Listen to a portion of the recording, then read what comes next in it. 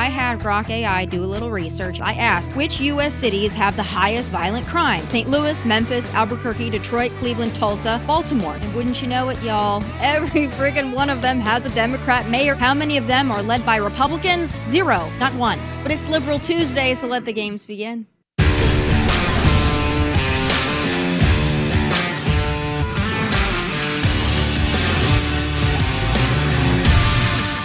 I don't like going to a town, a city, place, a state, and then be criticized by some corrupt or incompetent governor where crime is rampant. Like, take a look at D.C. Crime was rampant. It was at the all-time worst. It got really bad during the Biden 4 years. And then I have a mayor stand up and say how crime has reached a 30-year low. 30-year low. People are being killed left and right. And it's not a 30-year low. Think of it. So for 11 days, there have been no murders. The record goes back years where that's happened. They haven't seen that happen in years. And then people stand up, and instead of thanking us, which they should do, and she's not that bad. She's better than most. But, you know, you have people, I watched in Illinois, Chicago, Illinois is a disaster. I have property there. It's a disaster what's going on in Chicago. And you get Pritzker, he's violating our rights. I think this is another men and women's sports thing. I think this is one of those, you know, they call them 80-20 issues. I call them 97-3. I think the Democrats better get smart. And, you know, politically, I hope they don't. But actually, in terms of love for the country, I hope they do, because it will be good to work together. Yes, Democrats are kicking and screaming because President Trump wants to clean up their lawless hellholes. They seem to be really attached to their lawless hellholes. They really don't want to give them up. It's a bizarre thing to be married to, but then again, they're also crying over Abrego Garcia, so who knows? I do think it's really interesting, though, that the talking points handed down by whoever runs that party, David Hogg, Gavin Newsom, the Cracker Barrel people, who knows, is that red states are actually far more dangerous than blue ones. Well, wait just a minute here. Let's round out that claim, shall we? You know, I had Grok AI do a little research, and here it is. I asked, which U.S. cities have the highest violent crime? Answer, St. Louis, Memphis, Albuquerque, Detroit, Cleveland, Tulsa, Baltimore. So indeed, some of those cities are in red states. However, this next question is of the utmost importance, the coup de grace, if you will. I asked Grok, how many of those cities have a Democrat mayor? And wouldn't you know it, y'all, every friggin' one of them has a Democrat mayor, except for Detroit, which has an independent former Democrat. How many of them are led by Republicans? 0, not 1. Joining me now on this Liberal Tuesday to defend that inconvenient truth is former White House Deputy Assistant to President Joe Biden, Daniel Koh. All right, Daniel, I will be fair. When you do an AI search on the violent crime and which cities have the highest, like sometimes you put it in and you get shuffled results because some of them use different metrics. They use per capita, this, that, reporting stats. So I want to be fair and say if you go search that right now on ChatGPT or other AI sources, you might come up with a slightly different list. But I have not done it where I've come up with a different list that has a Republican mayor. No matter which way we shuffled them, it was always, yeah, maybe some cities higher than others, but they all have the one common denominator, I call it, which is a Democrat mayor. So I've been seeing Gavin Newsom tweeting like, look at how these awful red states are. You know, Tennessee, Memphis is, you know, awful. Yeah, Memphis is pretty bad, right? But Memphis is not led by Republicans. So what's your response to that? I think Democrats lose if they're going to try to convince the public that crime is not a problem. I think every person in every city, suburb, anywhere you live, don't want to feel threatened. I think the way to solve that problem, I think, is different than what President Trump is espousing. What do I mean by that? If you're serious about these kind of things, and I used to be chief of staff to the city of Boston, $3.5 billion operating budget, our homicide rate, and you measure it by per 100,000 people. So DC, for example, is 27, Memphis over there is 72, Boston's is 3.5. And how do you do it? You work with the community, the police, and you build trust to reduce crime.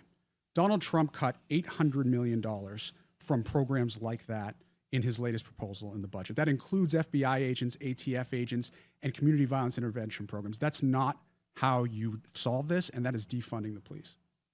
This is a favorite Democrat narrative. My liberal last week pulled the same, Yeah, I'll call it the same shiz, all right? And it was like a big gotcha moment, right? So I wanted to look into this because I'm a fair person, right? So when I saw that and he was like really dunking on me on that, I was like, you know what?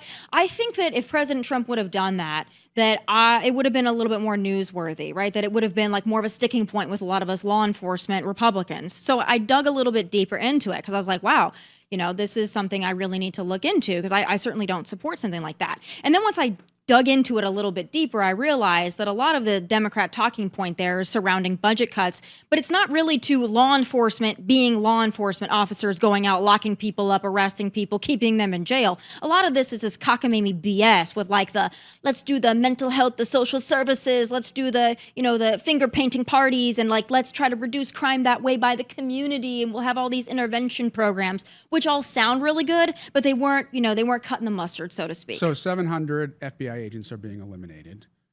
You're talking about $400 million to alcohol, tobacco, and firearms. You think that's not helpful?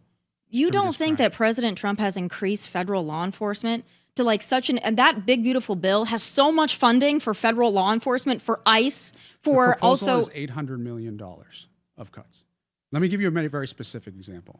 Youth Alive in Oakland, which is a city that President Trump criticized very publicly, right, received $2 million of that. They visit the bedside of youth who have been involved in violence. Last year, they had 113 people that they treated. 2 committed violence again. That's it. So I would argue that that money was helping to reduce crime. They have publicly said that they don't know what they're going to do anymore. That should concern everybody, Republican or Democrat. So here's my question for you on that. So that's not D.C., that's Oakland, you said, right? Yes. Okay. My concern is this, and it also has to do with the homeless crisis, and especially if we're going to talk about California. It's not to say that these programs are not worthwhile. Some of them are. Some of them, though, are big money-making nonprofit, to me, scams, especially in California, especially dealing with the homeless and mental health. You've got people that are working for nonprofits that are pulling huge salaries. We're talking $200,000 salaries, and they're not solving the problem. But they're doing like little things here and there, to basically justify their existence, but they're not really solving the problem. So I'm not saying that these programs are not important. I'm not saying that especially philanthropic organizations that address this, I'm all there with you. I'm friends with Jessica Jackson, who works a lot on criminal justice reform and recidivism, is like, we need to treat these people. We need to, try to bring them back into the community as better, more whole people. I don't disagree with that. However, I do think that Democrats would be much more successful in their messaging if they would agree that perhaps some people do need to be locked up for a while. Look, if people are abusing government funding or raising money from people and then abusing that money, they should face the full extent of the law. That's not what I'm referring to. What I'm referring to is what has been proven time and time again, including in my city, Boston, of how you solve this in the long term. Donald Trump just cut the funds to make cities safer. That's a fact.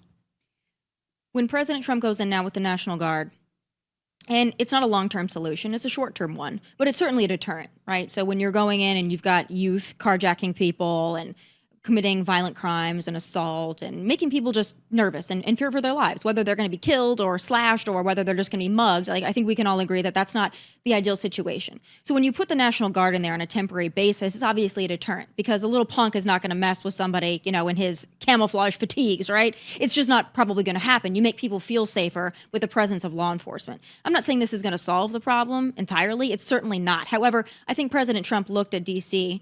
now that he's living there, and he goes, listen, you guys aren't doing it. Like, you're not solving the problem. And we're cutting your budget not to defund you, but we're bringing it back to levels that are sustainable because what you're doing with it is not working. So I understand your point of like, don't cut the money. But when you have all this money and what you're doing isn't working, clearly just giving you more money doesn't solve the problem. You have to lock people up. And this is my point of this. And you can say your point and point well taken. I don't believe in defunding worthwhile programs either. But my thing is, when you've got these young people that know that they can go and commit these crimes and they know that they're really not going to serve time for it, you got cashless bail policies, do you concede that that's something that's worth taking a look at?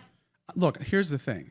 I think it's ironic that Donald Trump is an investor and doesn't understand the long-term return on investment in dollars that actually help human beings versus his companies.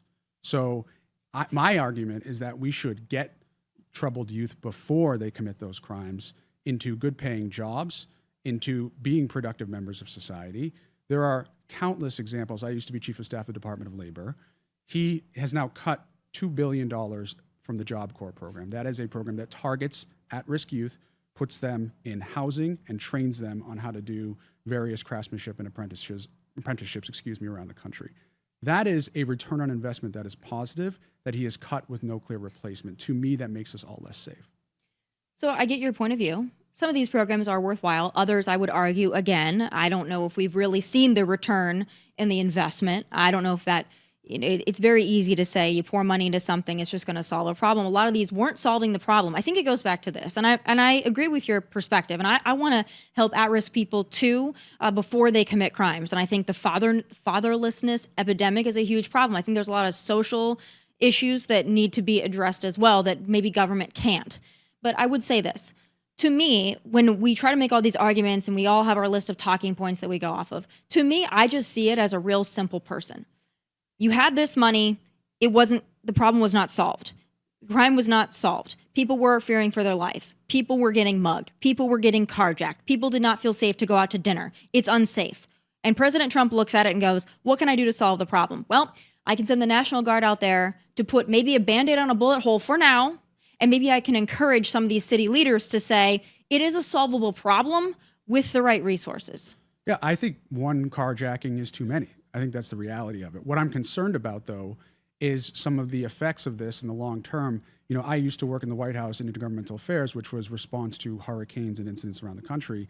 That National Guard is incredibly important when it comes to when a disaster hits at the last minute. They need to be trained as much as possible to save as many lives as possible.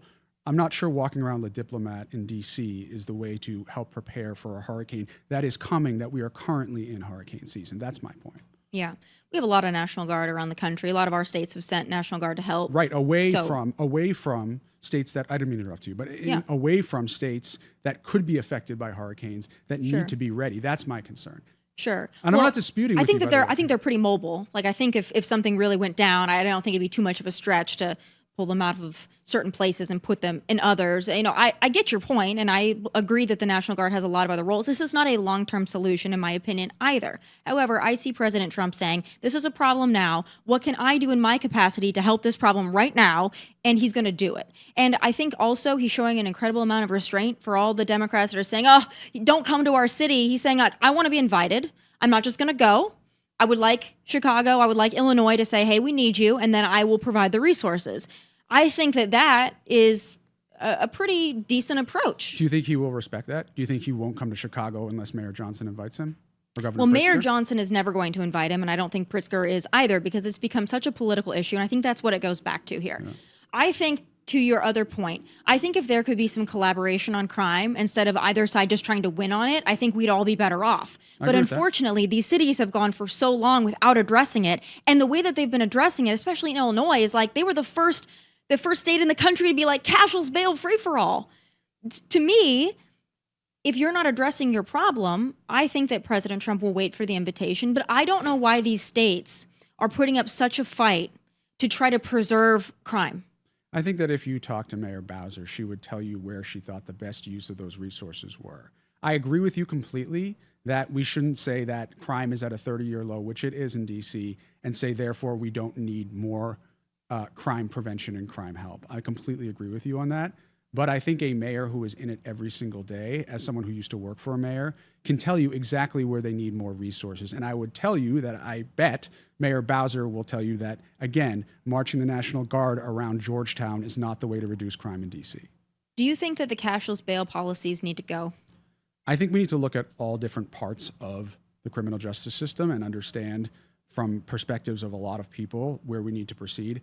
I just don't like a lot of this political theater that I don't think is particularly productive. But do you think, though, and not all this, and again, I don't seek to win. I don't work for the administration, right? Like, I do a podcast in a distillery.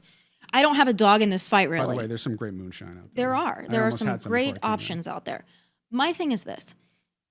Cashless bail, to me, we can throw out the stats and all this, but, you know, just the concept of it. Like, okay, what we're going to do to try to make it more equitable for people is if you commit a crime, we're not going to detain you. We're not going to make you pay anything. We're just going to turn you back out. And also, we're going to have DAs that don't prosecute. I think that that's a recipe for disaster. You can have as many law enforcement officers as you want. You can fund these departments to the hilt if you want to. But if you don't have prosecutors that are willing to prosecute, and you don't have a system that allows for people to pay the consequences for their actions, I don't know how you can ever stop it. Yeah, look, I am not for defunding the police. I am against many of the, what I would argue as certain policies in my party that I don't think are particularly helpful to reduce crime. What I would say, though, is that there are many parts of the criminal justice system that have disproportionately affected people of color that are real. And so, and I'm not suggesting you are doing this, but I think a lot of people try to disregard that and try to minimize it, when in reality there is a history in this country of disproportionate effects of the criminal justice system on people of color, and we all need to be honest about that. But is the solution not having people pay the time for the crime? I think the solution is to figure out what works to stop crime and reduce crime in the long term. As I mentioned before, if you have greater than 50% of people going back to jail after they commit a crime, there's something wrong with our prison system, right? And so we should figure out how to make sure when people do pay and serve their time, that they're not more likely to commit a crime again. And in many cases in this country, incentives exist in the private sector with these private prisons to bring people back into the justice system rather than to put them out and to have them not commit a crime again. And that's my argument, is that we need to be putting money towards the programs that make it less likely that people will do that. I don't disagree with you on that fact. Like I said, I work with Jessica Jackson, and her and I are kind of opposed on a lot of things. I'm a very law and order, lock them up. But if once someone is locked up, which I think is the first step, I do think it's a great idea to have better prison systems that allow for growth, and they allow for somebody to have a change of heart and mind and to re-enter society as a productive person with a job and a future. I agree with you wholeheartedly on that. But I don't think they're ever going to get there if they're not initially locked up and they don't pay the price for their crime. But I would argue that, again, I need to have the appropriate studies, and I don't have them today. If there are studies that show that for crimes that are not nonviolent, that if you put people through some kind of rehabilitation program, a drug addict, for example, and that is more effective long-term, would you not be in favor of that versus a mandatory minimum sentence, which we've had in the past? So do you think that they need to be involuntarily committed then? I think if there is studies that show that in a humane way that people can go through a rehabilitation program and be productive members of society, then we should have the conversation.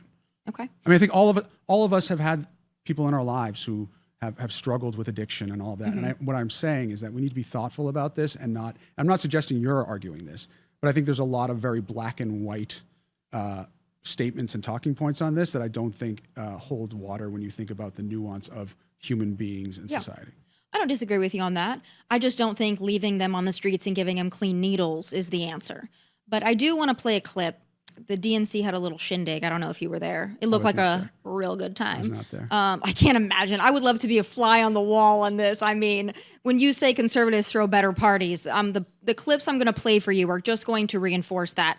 But to that point of you saying your party needs to do a better job of just acknowledging problems where they exist and maybe having different solutions to get there, not everybody in your party feels that way. Let's play the DNC talking about how, their party should perhaps maybe further ignore some of the problems. The crime issues voters care about. Where does Trump go? Migrant crime, carjackings, the really lurid, awful stuff that is a crazy, crazy visual. Don't take the bait, because most Americans are more worried about how are we going to address mental health issues, the visible homelessness that we see on streets, and how do we deal with mental health and other issues that drive the sort of random incidents that scare all of us. That's what you should be talking about. That's where you should be focused. Don't take the bait in talking about migrant crime or carjackings or the things that actually don't matter to that many Americans. So I want to be fair here and say that she's saying, hey, there are other factors here. As you reinforce, I want to be fair because, a lot of people cut up that clip just to the part where she says things that really don't matter. But she did say that at the end, things that don't really matter to that many people. I don't know about you, but I think safety matters to everybody. And I think it matters. It's one of the few issues that impacts Republicans and Democrats alike. That is one of those things where it's like, no, if you're going to think about the things that really matter to you, being safe in your community is probably number one, maybe number two behind your economic situation, but probably number one. So when you have people at the DNC saying, don't take the bait, people actually don't care about carjackings that much. What do you think about that strategy? I don't know her, but I would say a couple of things. One, I would say that her argument was incomplete, but I do believe that people care a lot about mental health, and that mental health is underlying a lot of the issues that we just discussed. crime. You know, Republicans love to talk about how gun control is overreach because it's about mental health, except apparently this is not a problem in the case of what you're describing. I think people care a lot about mental health and the factors that cause that. I think people care a lot about homelessness and not wanting to see homeless people on the street, but also making sure that those people are okay and not just, at risk. But I agree with you. At the end of the day, there's a lot more things that we should prioritize. Most importantly, affordability. People are still hurting from inflation. People are still worried about how they're going to put food on the table. And I think that's something that Democrats need to keep top of mind that we don't always do, and that's a problem. Mm-hmm. Do you think Democrats are taking the bait, as she said? I mean, I think that she's got misguided advice on what bait to take and not to take. But do you think Democrats, because they hate Trump so much, are falling into this endless rinse, wash, and repeat cycle of just everything Trump says we want to go against? And another example for this would be, to me, it's like I've heard Democrats crow on for 3.5 years about Ukraine. And then President Trump is working and putting in a lot of effort to try to solve this problem. Now, whether you want to say, oh, he said he'd solve it right away, he hasn't. Okay, great. You got a good gotcha, right? But to me, I don't really care which world leader is doing it. I don't care if Joe Biden would have done it. I think somebody putting in that much time and effort to try to end killing and slaughter and to try to do it the way he's been doing it, I think is productive. But Democrats couldn't even give him that. And then now this whole thing of crime's actually not that bad. Oh, we don't have to really deport anybody. It feels like areas that could be maybe that y'all couldn't emphasize as much as you are, that might be better for you strategically. It seems like just every time it's like Trump said it. I'm actually waiting for Trump to say he's pro-abortion so that you guys can be pro-life. I think Democrats make a huge mistake when they are just every issue that Trump brings up, they're categorically against and not thoughtful about. Again, I think every single person, Republican or Democrat, wants less crime in their neighborhoods. And so I totally agree with you on that. On the Ukraine thing, respectfully, I don't. I don't see a lot of evidence in both his rhetoric and his actions that shows me that he cares most about the country that was aggressed in this situation versus Vladimir Putin. Over and over again, this is someone who has shown a great deal of admiration for Vladimir Putin, who has demeaned Vladimir Zelensky, who has rolled out a red carpet for a person who has repeatedly demeaned the United States, who shot down a commercial airliner of 298 people. I'm not sure that's someone that you should praise. And so I get very concerned when I hear President Trump expressing that kind of admiration for Putin, and it does not make me feel that he has the best interests of Ukraine at heart. Okay. Well, he has the best interests of America at heart. So I would say, and he said that. Ukraine is our ally, Russia is not. Right, but it's America first, right? So I think 100%. And what's best for America is a free and sovereign Ukraine. Well, yeah, I agree with you. But President Trump, to me, and again, this is just, I see things a lot of the same way that President Trump sees them, whereas it's not all about like the semantics and the crowing and the positioning and the posturing. It's more about, I see a problem and I want to get to the resolution, which is stop the killing. So I'm going to try to bring these two leaders together. I'm going to meet with one and I'm going to meet with the other, and I'm going to try to get them to meet together because I want the killing to stop. And I fully understand that there is not a world, unless we go to war with Russia on behalf of Ukraine, that Russia is just going to say, okay, we'll just pull out. So to me, it's like, I get what you're saying. Oh, don't say the nice things about Putin, all this stuff. To me, that's semantics. To me, he's trying to get to the eventual goal though, which is end the killing and the slaughter. There's not a world, unless we go to war with Russia, where Russia's just going to give Ukraine back the land and say, yep, it was fun for 3 years, we're going home. When you have a president who very publicly in Helsinki is siding with Putin over U.S. intelligence, that should alarm every American who cares about America first. I get what you're saying. But again, my thing is, what would you like him to do in this situation? I get you don't like the things that he says. You don't like that he says you don't like the fanfare. You don't like that he seems to be saying nice things about Putin. I get it. I get your point on that.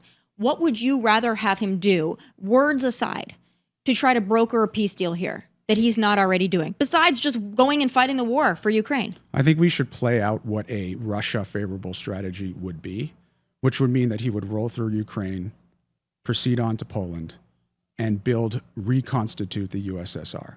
That makes America less safe. I agree with you, but President Trump is already talking about maybe not full Article 5 guarantees, but security guarantees. That was, from my understanding, fully on the table, that President Trump was willing to do that. He was asked in a press conference about whether he would be open to lessening NATO troops on Polish border, and he said he was open to it. when he says he's willing, though, to give security guarantees along with European allies to Ukraine, we don't know what the deal is going to look like yet. But that was my understanding of it, is he was very open to that. And you know what? A lot of America First conservatives did not like that at all. They're like, hell no, we're not going to go and fight for Ukraine. And I'm kind of in that bucket, to be honest with you. I hope Ukraine does well. I don't believe in endless check. I also don't believe in shedding American blood for Ukraine. That's not where I am. But I think that President Trump actually went a little further than most conservatives wanted him to in saying, like, I'd be willing to give security guarantees or something that looks like a security guarantee to Ukraine if we can broker a peace deal. I think you and I, in the spirit of agreeing, I think you and I should hope deeply that Donald Trump comes to a peace agreement that is good for Ukraine. Okay. We'll move on to some more fun stuff. Let's talk about Kilmar Abrego Garcia. Are you a fan? Am I a fan of Kilmar Abrego Garcia? Yes. I am a fan of due process and everyone having their day in court. Okay. Well, he's had a few of those days. I'm wondering. He did not before he was shipped off to CECOT. He did not, Well, despite a guess what? 2019 order. They brought him back. They brought him back, Daniel. Were you in favor of bringing him back? I don't give to be honest with you, I don't give one crap what they do with him. I don't care. I think that he's been his ties to MS-13, his alleged ties, I think have been well proven. I think that the human smuggling here in Tennessee, based on that body cam footage, has been well proven. And I think that the protective orders his wife filed against him have been pretty black and white. But I will say this. I'm wondering if you think that these tactics from your party are going to solve the problem. Let's take a listen. Kilmar is our neighbor. You can't have him, Trump. No! Kilmar is our neighbor. You can't have him, Trump. Were you moved by that? Look, Kilmar Abrego Garcia, in 2019 from a judge, had a stay order to stay in the United States legally. He was at an IKEA with his 5-year-old autistic son when ICE agents showed up, shipped him off. He had 10 minutes to call his wife to say, please get our son. I do not believe that with no due process and ending up in one of the most treacherous prisons in the entire world without any kind of trial is something America should stand for. Here's my question for you. So that was administrative error. He wasn't supposed to go back to El Salvador, his country of origin. Fully able to be removed from this country. He's an illegal alien, right? But he wasn't supposed to go to El Salvador. There was no hearing. He was just rolled out there. So illegal aliens, right? They can be deported back to their country of origin. He wasn't supposed to be... There was no hearing. There was no hearing to deport him. He didn't have an immigration hold? They just shipped him out. Okay, so he never was in front of an immigration judge at all? It is very clear. The Constitution is very clear. It does not say citizens. It says all persons have the right to happiness and due process. He was violated that right. That's my argument. I am not here to defend Kilmar Abrego Garcia's record or what's accused. I am here to defend, like you and me, that we deserve our day in court and that we don't deserve the government to just decide where we go without any kind of due process. That's my concern. Well, they can't do that with us because we're citizens, but... okay, but American citizen, 5-year-old American citizen from Honduras was shipped off to his home country without, excuse me, it was not his home country. His home country is the United States, but he was shipped to Honduras, cancer patient, without his medication. With his family? That's illegal? With his mother, despite the protests of his father. But is she illegal? Did she want to take him? She was undocumented, but it was against the wishes of the lawyer and the father. But That's did what's she happening. want to take him? That's what's happening in our country. But did she want to take him? There was a clear process that was not followed by the U.S. government. Daniel, that is my problem. If the mother's an illegal, she's up for deportation. She takes her 5-year-old with her. The lawyers and the father were clear. That's that a they did not family want him dispute. to go. Then they got to yes, deal and with that's that why with each other. That is why we have process to deal with these. Yeah, things. they got to deal with that. If the mom's illegal and she took her kid with her, But- and the but- husband has an issue with it, that's not my damn But problem. do you have a problem with there being no process around these things? That's the process. The mom took it. If the mother is the legal guardian and the mother's an illegal and she wanted That's to take not her the kid with process. her. That's what I am arguing, is that when you have a situation where people are being given quotas and you're sending mass men out in the streets to round up people, you're going to have people. I would hope it would be the minority of people, but regardless of whether it's the minority or the majority, you're going to have those people taken off without due process. You're going to have administrative errors, and that is not American. So do you think they should all get a trial then? I think that every person deserves their day in court. Yes. So we have how many illegal aliens do you think we have in this country? You think like 20 million? Let me play that to its logical conclusion. Are you suggesting that we should not have due process for non-citizens? I'm saying if you're an illegal alien and you have an immigration order, you have an ICE hold on you because you're not in this country lawfully, that you should be deported, and it should be quick. The 2019 order was for him to lawfully exist in the United States. It was so that he wouldn't go back to El Salvador because he was worried about rival gangs in El Salvador. That's why he had the stay not to be deported back to his country of origin. Allowed him to be here legally.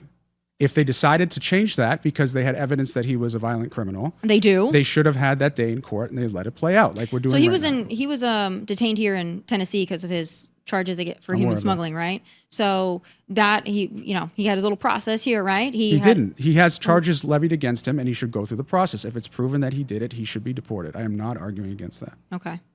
Do you think it's a little weird that he fears rival gangs in El Salvador if he's not a gang member?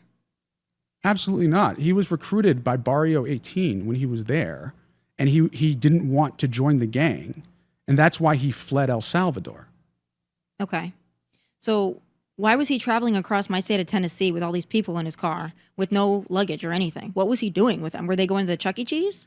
I think the way to find that out is to have his day in court, and that we will just find that out. 20 million people with their day in court. We're never going to be rid of them, are we? Do you know the answer to that? Because I don't. And that's the point. I do think that there is a different bar for the due process for people who are in this country lawfully and are U.S. citizens and people who are illegal aliens. But you are arguing not to have people stay in court, and therefore I don't think it's the same process as a United States citizen. No, I don't. That is against what the Constitution clearly writes. Do you think that it is strategically a good argument for Democrats to make to stand there and sing songs and go, Kilmar is us, we are Kilmar? I think that every single person can relate to having some kind of interaction with the government that they did not like and that scared them, and that they are grateful for their constitutional rights. That's what people are arguing for. I think the people who are arguing that Kilmar Abrego Garcia should stay here no matter what are wrong. Completely agree with you on that. But I think everyone can relate, and history will tell us that there are governments that take away people's rights, and that's what people are arguing that we shouldn't do in this case. Okay. Well, we disagree on that one. But let's go to, let's see. Let's have some fun. What do you think of Gavin Newsom? I'm having fun right now. I'm having fun too, but I really love this topic. I know you do. What do you think of Gavin Newsom? Do you think he's going to be your nominee in 2028? I have no idea if he's going to be our nominee in 2028. I do know that he is exposing Donald Trump's playbook by using it against him, and I think it's pretty fun to see the MAGA meltdown over it. You think so, though? Like, yes. You think it's working? I see endless people, candidly including you, responding directly to all of this stuff. I see people on Fox News saying that he should put down his Twitter account, that leaders should not be doing this. You could just find and replace Gavin Newsom and put in Donald Trump, and it would be the same thing, which is exactly what Gavin Newsom is doing. He is exposing Donald Trump's playbook, and I'm here for it. Okay. So when we talk about it, though, right, like you realize that we're political commentators. So if we're going to make commentary on governors of states as well as prospective nominees to be president of this country, that it's not necessarily us melting down over it. I hope that he continues this. I hope that he keeps tweeting. And like, I love it when he tweets about me. I think it's great. I hope he keeps up. I don't think it's working for him. So I think to ignore that Donald Trump and Gavin Newsom are two very different people with two very different styles and two very different playbooks, if you will, I think that that's Democrats kind of missing it. I think that you guys thinking that Gavin's like really owning Trump, I think that strategically that's a misstep on the Democrat Party to think that like this guy doing this is like really, doing something. But I don't care if you do, because I don't want you to win. And so if Gavin wants to continue to embarrass himself, I don't care. But do you understand that Gavin Newsom, every time he puts out bait for the MAGA movement, it's being taken? Whether it be his all caps tweets, whether it be his store clearly mocking Donald Trump's selling of watches and crypto and Bibles and all of that while he's in office. The Kid Rock thing, that was obviously a mockery of what Donald Trump did about Taylor Swift. Every single time MAGA has taken the bait, wouldn't you argue that MAGA shouldn't take the bait because it's making them look I think stupid? It's funny. I think we should play it up. I think we should give Gavin more time because I think he's so embarrassing. It's like giving time to Tim Walz, to be honest with you. I don't think we're taking the bait at all because I hope, like I said, I hope he continues this. And this whole thing of like he's trying to be like Donald Trump and mock Donald Trump. Here's the thing. You might not like Donald Trump. You might not like the way that he tweets. You might not like the way that he communicates. But his base does because we like that about him. And he's been consistent in the way that he communicates from day one. So we know that that's Donald Trump, right? Well, let me ask you, like, do you like his incoherent tweets at 3 a.m. talking about journalists bleeding from a facelift? Do you think that's like a productive way for the leader of the free listen, I'm not here world to defend proceed? everything that he says. But you just said you liked what No, he did. what I'm saying is that's his style, right? So But if that's a bad style to degrade well, you people. can say that, but if that was all that Donald Trump did, right? If I felt that the country was in shambles under his leadership, and I felt like all he was doing was going on podcasts or putting out posts, I would have never voted for him 3 times. But the difference is, and you don't have to agree with me on this, but our bases are different. So when I see Donald Trump and he puts out the stuff, and sometimes they make me laugh, and sometimes I'm like, like I've been vocal about like, you don't need to take a shot at Taylor Swift. Like, that's dumb, right? But if that's all he was doing, I would be like, wrong road, wrong road. But to me, he's accomplishing so many of the things that I elected him to accomplish that if he puts out a couple stupid truth socials, I don't really care. I don't think Gavin can say the same thing about his leadership in California. And that's the point that we're trying to make when we say put down the keyboard or whatever. It's because, objectively speaking, people don't look at California and say it's a success story. I know, 4th largest economy in the world, all this great stuff. California is a great place because California is the way that it is. It's the geography that it is. It's got the makeup that it has. There's a lot of great things about California, not because of Gavin, though. So I think, do you think Gavin's doing a great job of leading California? And do you think Californians are happy with him going on podcast after podcast, launching a store to troll Donald Trump, actively campaigning to be president in 2028 as he's the sitting governor of their state? I think there's 2 separate things there. I think your argument that he's doing other great things, so it's okay what he's doing on social media. I think the entirety of what a president is doing should be becoming of a president. So I don't think that his, your favorability to what he is doing justifies anything that what he is doing online. I think we have normalized abhorrent behavior left and right from Donald Trump that we shouldn't. As far as Gavin Newsom goes, he is fighting fire with fire right now. I don't know if that's the best term, given the fire situation. He is fighting against what Texas Republicans instigated through his work in California, that candidly Democrats around the country, the one thing I will clearly agree with you on is that Democrats are not in a good place with the United States. We're at 28% approval rating, and the number one thing they want to see is more fight. So I think what Gavin You think so? 100%. You think that's just what the data defying shows. Trump and just resisting Trump, you think that that's what the American people want to see? I think fighting back against Trump in a thoughtful way, using all of the powers that you have at your disposal, like Gavin Newsom is doing, is a so good here's my thing. question for you, this whole redistricting thing. If you look at the numbers, I know you love numbers. If you look at like the number of people who voted for Trump in California, and you look at the way that this redistricting thing, whether you agree with it or not, whatever. Texas has different rules than California. Texas isn't changing their rules. California is attempting to change theirs. But if you look at the representation, by the number of Republicans that are represented in California and the number of Democrats that are represented in Texas, this whole thing of like, we're going to fight back because you're trying to make seats. When you look at the numbers, like some would argue that you've already done it in California, so you're just going to do it more. Do you think we should abolish the Electoral College? No. What you just said is arguing to abolish the Electoral College. Because if you're going to do representation based solely on population and not on... I'm not saying that I agree with that. I'm just College. saying if you're going to get into a tit for tat about redistricting and gerrymandering and how it's egregious, when you've already done it to a more egregious level in your state, and then Texas is like, we're going to play ball, but not even as much as you've played ball, and then you're like, well, we're going to triple down on what we've already done. I don't think that this whole like California is fighting back, I don't think that resonates because they've already done it. But what I'm saying is, I've heard a lot of these arguments about, Massachusetts is 35% Republican and doesn't have any congressional seats. That is arguing to eliminate geographical representation and do it purely on party. Now, you could make that argument. I'm not suggesting that like you can't make that argument. But if you do, you're essentially arguing to get rid of geographical representation and replacing it with a pure popular vote. Now, in last election, Donald Trump won the popular vote. So Correct. Maybe that's the case. But in previous elections, Democrats have won the popular vote and lost the presidency. So I think we need to be consistent. Yeah.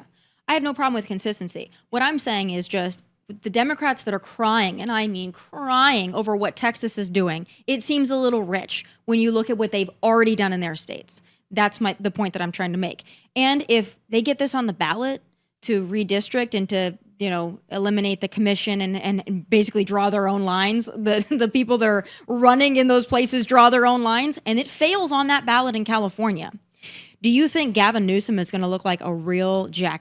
But look, there was a tweet that went out that showed the maps in Illinois as evidence of Democratic gerrymandering and tampering.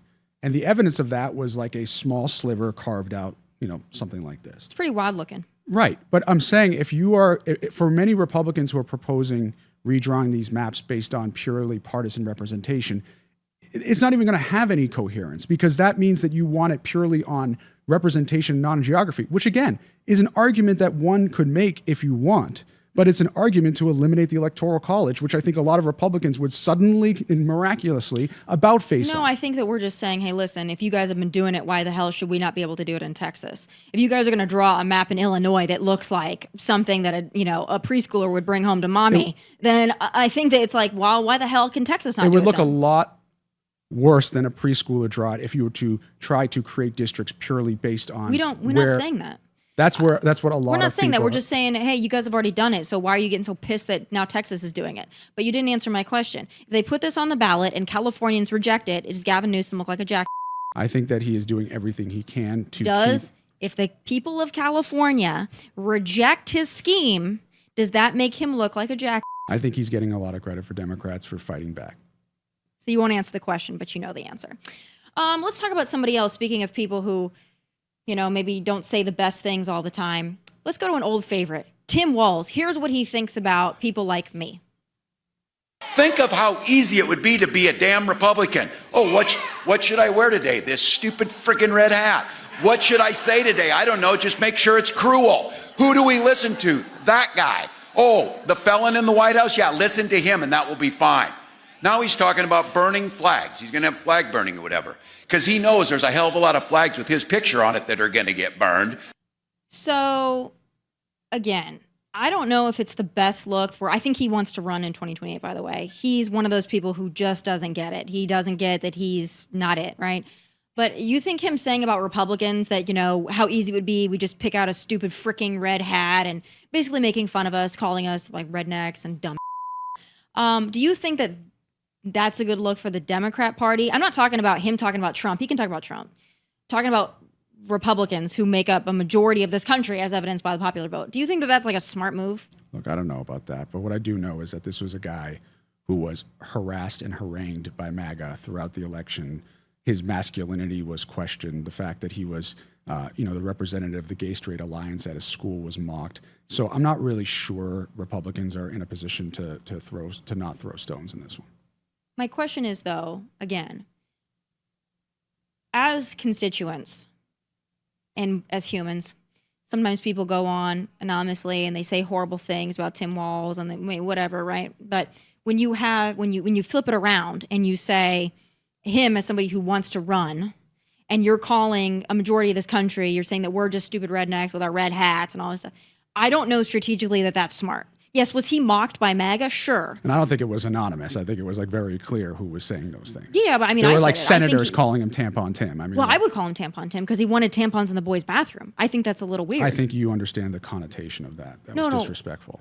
Do you think it is? He wanted 100%. tampons in the boys' bathroom. You don't think that that's weird? I think that was some kind of mockery of him that was inappropriate. Yes. But it's something that he did, though. We didn't just make fun of it. on that. We didn't just bring it out of nowhere, right? I think we can disagree on that. Okay. Do you think Tim Walz is a good candidate for 2028? I hope there's a lot of Democratic candidates who run, not just Tim Walz, but a lot of them. I like Tim Walz, but I think the Democratic Party and our entire system is better off with a lot of people in for 2028. Who is your choice? I don't have one right now. I like a lot of them. I think that this conversation about how we move forward for the midterms and going forward is going to be helpful. But I think it's a time where Democrats need to work through a lot of stuff. And again, I'm not here to defend the Democratic Party and say everything's going well. It's not going well. A lot of people think we're lame and we suck, and I get that. And so I think there's a lot of things that we need to do as a party, but I think part of that is having a midterm process as well as 2028, and that's important. Okay, so there's nobody that you're seeing that's like, that's who I'd like to see. Look, I know a lot of them, and I like a lot of them, so I'm not here to say that like one is going to win out. And look, I'll tell you as someone who ran for Congress and lost that I'm not a good predictor of who wins races, but I do think it's going to be a really exciting time for Democrats if we do it right. I will say this to you. If we alienate people, we alienate working class people, if we don't talk about the issues that they care about, we're going to be in deep trouble for a very long time. I think Democrats are starting to realize that. I'm not sure all of them do, and that's a problem. Like, kitchen table issues are the most important thing. How we're going to pay for things, how we're going to fight back against inflation should be the number one priority of every single elected official, not just Democrat in this country. Do you think Democrats find that boring? They shouldn't. If they do, they're making a mistake. But do you think that that's where they are now? I don't think so. I mean, like, if you look at like Zohran Mamdani in New York, many people, I think, on either side of the aisle would argue that the reason why he catapulted to the front was his laser focus on affordability. Do you think that his ways of making things affordable, do you think that's the right way to go? As I mentioned before, I oversaw a city budget of $3.5 billion. I understand how tax revenue is critical to a city. What I think is ironic is that there's always conversation about wealthy people moving away when you talk about taxes. Do I think some wealthy people might move from New York as a result of higher taxes? Of course. But there is very rarely conversation about the people every day who can barely afford to live in New York City who are moving out. And if you look at the studies macro, actually wealthy people don't move away in the droves that the conspiracies are saying. And I think we should care a lot more about the fact that every single person in New York, I don't care how much money you have, thinks it's way too expensive to live there. Yeah. Well, I would agree that it's way too expensive to live there. I don't know if socialism is the way to go about it, but your party will have to deal with that, not mine. I don't think that's great for you guys. But if you guys want to go down that road, like, that's all good. I have to get your reaction to the breaking news that we just heard that Taylor Swift and Travis Kelce are engaged. That's what we're hearing. Do we have any, was it I'm public? honored to be on the show live. I mean, this is a real big moment. This is really going to overtake everything. Yeah. Do we get footage? Was it a public proposal? Was it a Cal? tweet? What's the deal? It was just an article. Was it a photo? Photos, and she said, "I'm engaged now." Yeah. What's the story? Is there a story? Is there a backstory or just? We need information. Yeah, we need information. It's just a post. Well, Wait, what is that? Are they in the woods or something? Are they out of the woods? Get it? oh wow. My God. Okay, so I guess my next question, as we're wrapping this up with the breaking news, is: do you think that this is going to last? Absolutely. You think it's going to last? You just see it in their eyes. Yeah, you can see it in their eyes. Oh yeah, I mean everyone can. I mean these guys are the most public couple in the world. Yeah, you don't. Did you listen to the podcast? I saw the clips. Okay, I mean it was Now, like 2 hours. This is going to shock you. Mm-hmm. I'm actually more on the side of like wanting to protect Taylor Swift in this situation. Because when I watch the podcast and stuff and I see her going on the podcast, there's nothing wrong with going on your boyfriend, now fiance's podcast. Yeah. But I guess my hot take on this is this. I worry that like there is a part of him that maybe is kind of using her a little bit. And it worries me a little bit for her. She's clearly the more successful of the two. He's done a lot of great things. He's a great, football player. But it feels like when she's going on the podcast and then it's like the biggest podcast and it feels like he really is grifting off of her success. That's a hot take. The feminist in me, Yeah. I worry about it. Look, I don't know the intricacies of their inner relationship, but I think my respectful view of this is that Travis Kelce is showing and you might roll your eyes at this, but is showing a very healthy form of masculinity right now. He's very supportive of her. He's there dancing with her overseas on the Eras tour while in the off season. She supports him at his big events. I think that's a cool model for any couple. Yeah, I don't disagree with you. I think that they're cute, and I hope that she's happy, and I hope that they do well, and I think people are going to be very excited about this. So I guess question for you now is, do you think this is all anyone's going to talk about for the rest of the week? Yes. You think this is going to dominate everything? When did this go live? I'm just glad we got our podcast in before it broke. Yes. Because that would have pulled out. 15 minutes ago. So this is probably going to be the story of the week now. Yep. So get ready for that. And you Democrats won't have to talk about defending crime anymore. Sounds great. So I guess that's a win for everybody involved that we can talk about Taylor Swift and Travis Kelce. Congratulations to them. Yeah. Thank you so much for Thank being you. here. Thank I always you. appreciate the conversation. Of I really course. do. Of course. And that does it for this Liberal Tuesday with that breaking T Swift news. Please be sure to tune in live tomorrow at 1 p.m. Eastern. Catch full episodes on Outkick and Fox Nation. Subscribe to the YouTube channel at Tomi Lahren is Fearless. From Nashville, God bless and take care. Hey, thanks for watching. For more of my hottest takes, must-see conversations, and of course, my final thoughts, click right here. And don't forget to subscribe. Just click right here so you never miss a beat. I will be here every weekday, and I hope you'll join me.